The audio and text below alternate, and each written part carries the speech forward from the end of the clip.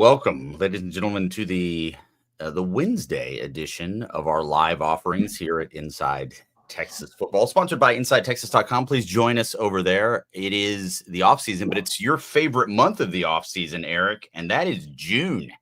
How stoked are you? Well, I don't know if it's my favorite month of the off season. It's a good month. July's good too. I mean, it depends. July when Arch commits is fun. When he commits in June, and then everybody else expect that every July. Is that? No, I expect my 4th of July ruined. This year it could happen again. They've got three high-profile guys, at least 3 high-profile guys announcing on July 4th. So I expect that to just, instead of going up in fireworks, going up in flames, just somehow, and then it'll all work out in the end, and people will have forgotten that they ruined a very important holiday to this entire country. Well, we talk about it sometimes, Drew, how this process, obviously there's a lot of people like after your attention, it's an inflated sense of self, I think, can sometimes go into this. Do you think that recruits should be upstaging America? Where do you stand on that? Is this something is this the scourge of patriotism that's been gone unnoticed up to this point? Wow, you distracted me from the question I was so ready to answer because of the scourge of. It's like, man, this is deeper than I thought here, LC. I'm so sorry. I know.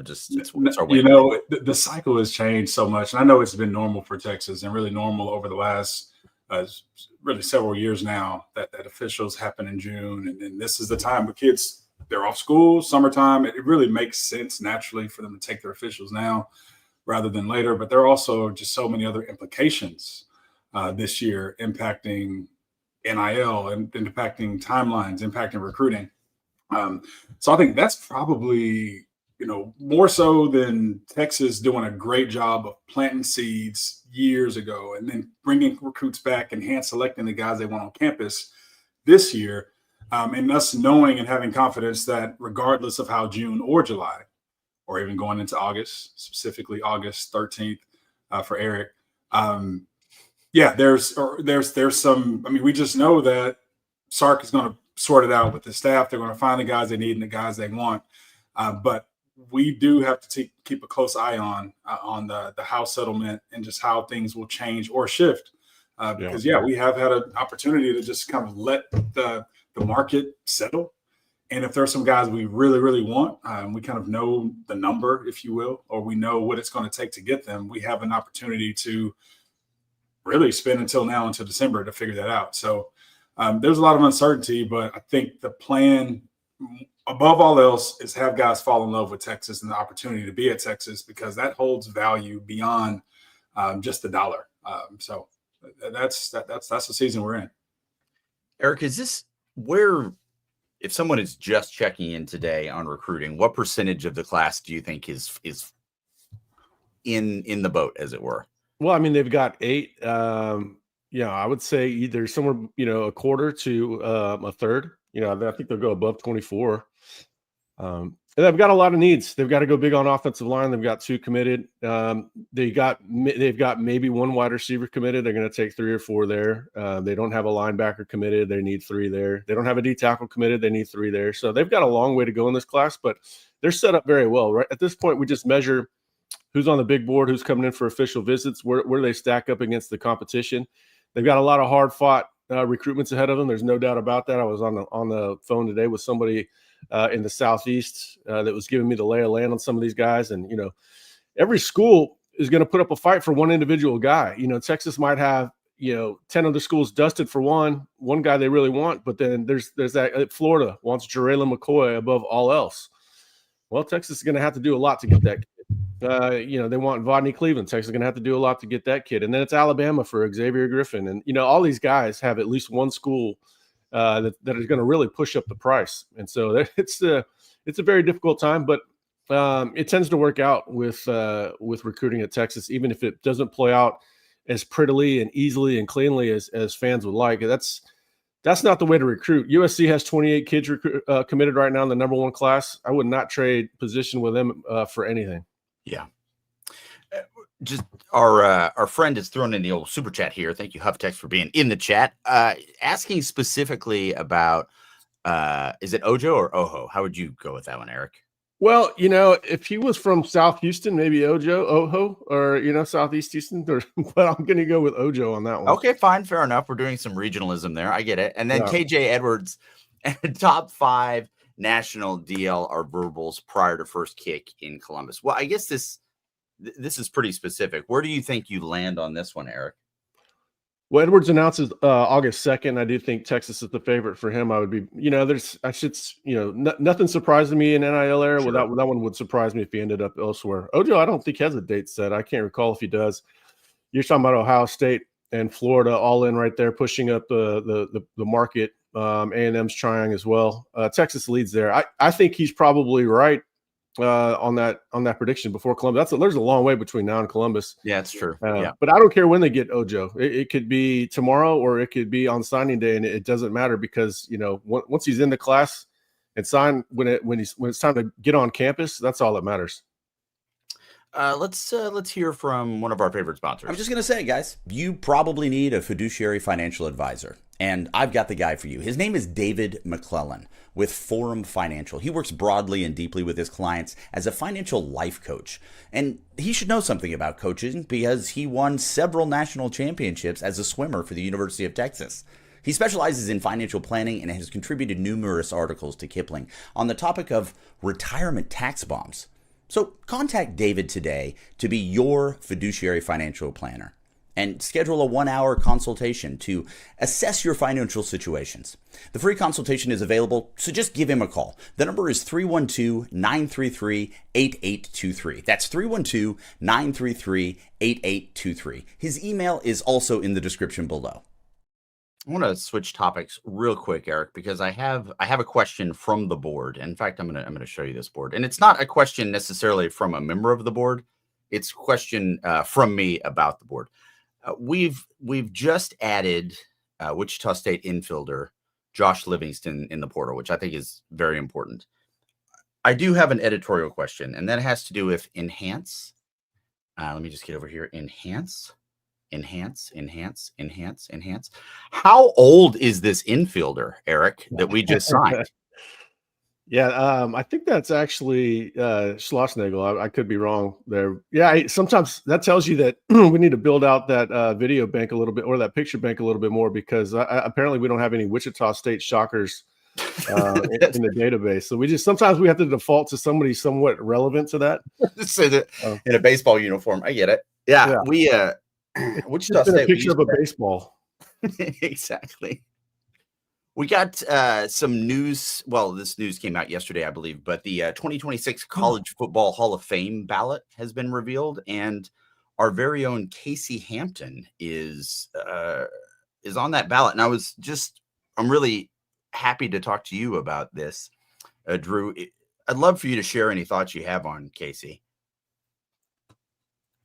I mean, Hamp set the tone for really he and Sean Rogers really set the stage for what I believe, Kenneth Sims had been here before, but I think as far as early 2000s and impact on the defensive tackles who came to Texas from that period and on, that really all started with Casey and Sean.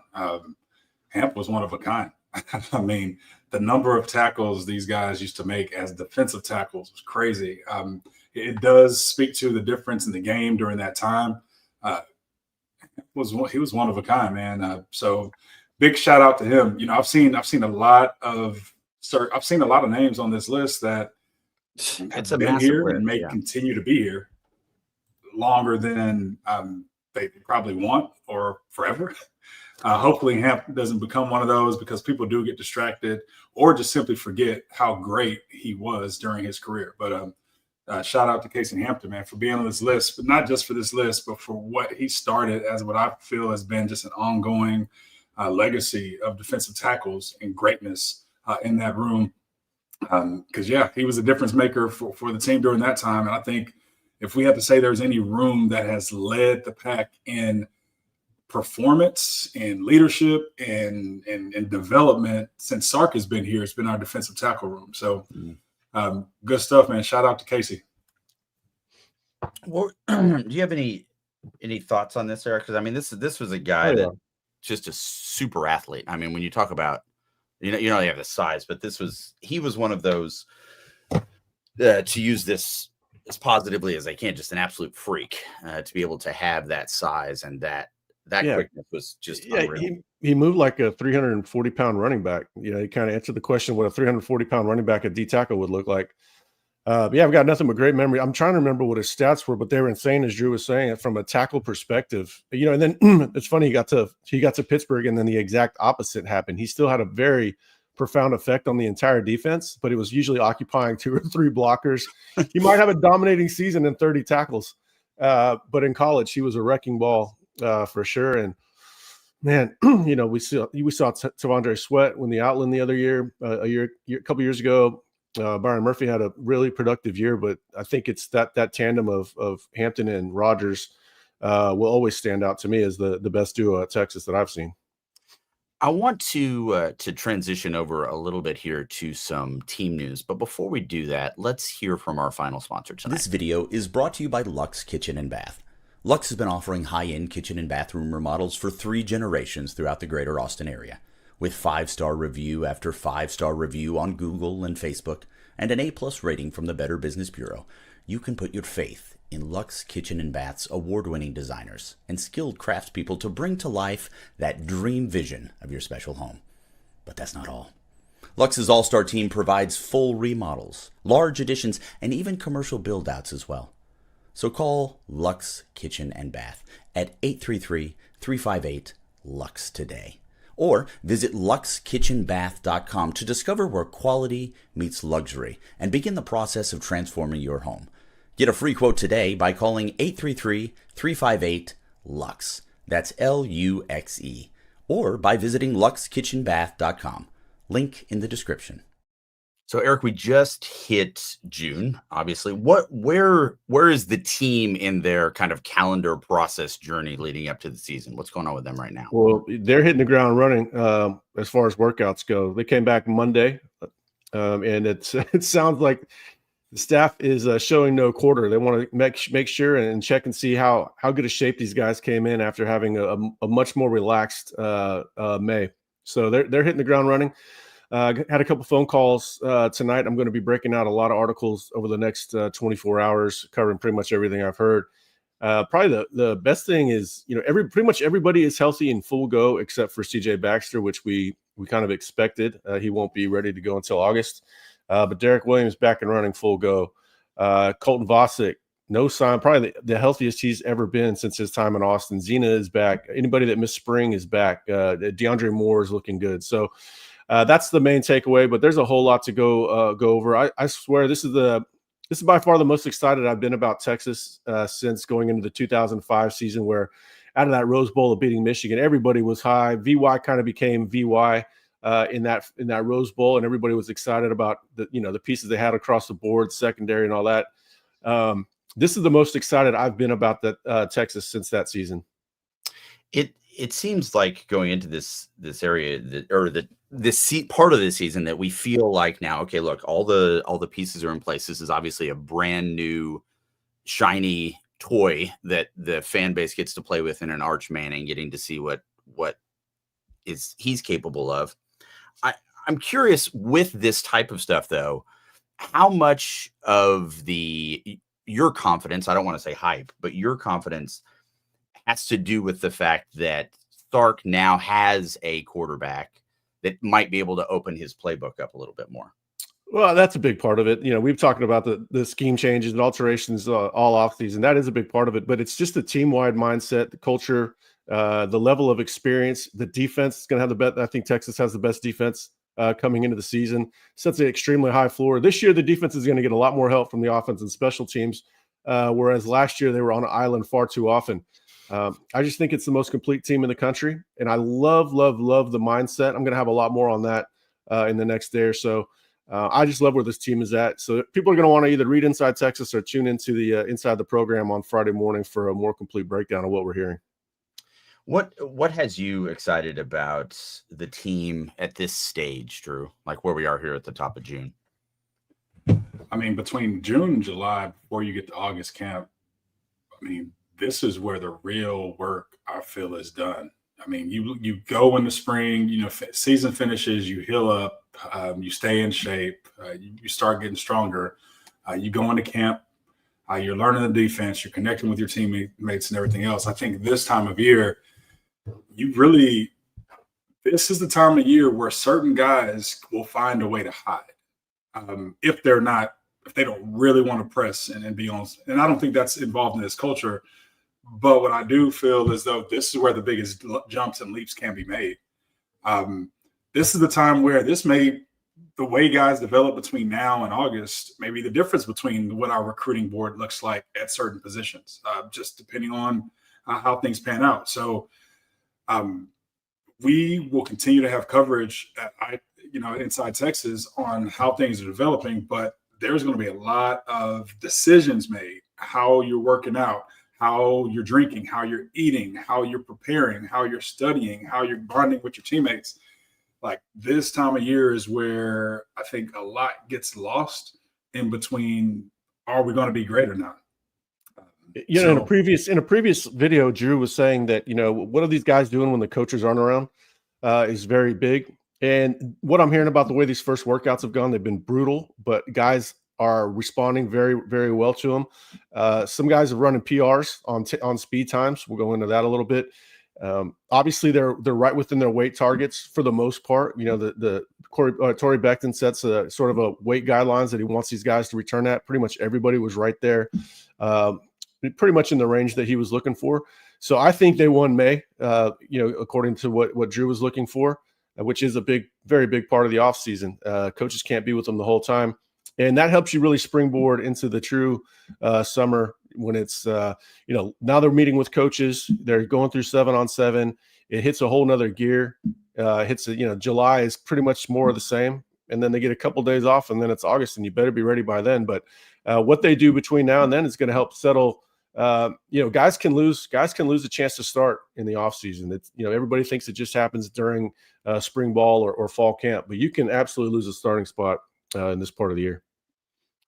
It is one of those times I think that it's also, well, it makes a lot of sense, right? Kids are out of school, fan base, there's not a lot of football to be had, but this is the time where things can really change. And it's something that we highly recommend you join us over at InsideTexas.com to get all of that valuable information. This was a little bit of a quick one, but what do we got here? What just happened? Oh, that is Casey Hampton's incredible tackle. Those are like really good linebacker numbers. Those are ridiculous numbers. Yeah, that's insane. I was actually talking to his brother today. I'm good friends with Casey's brother, and Casey's living the good life down in Galveston. Nice. hangs out with a lot of former players. Earl Thomas was at his house hanging out recently. So Casey's living the good life. Hopefully he gets in. He deserves it. Those are unreal tackle production numbers for a D tackle.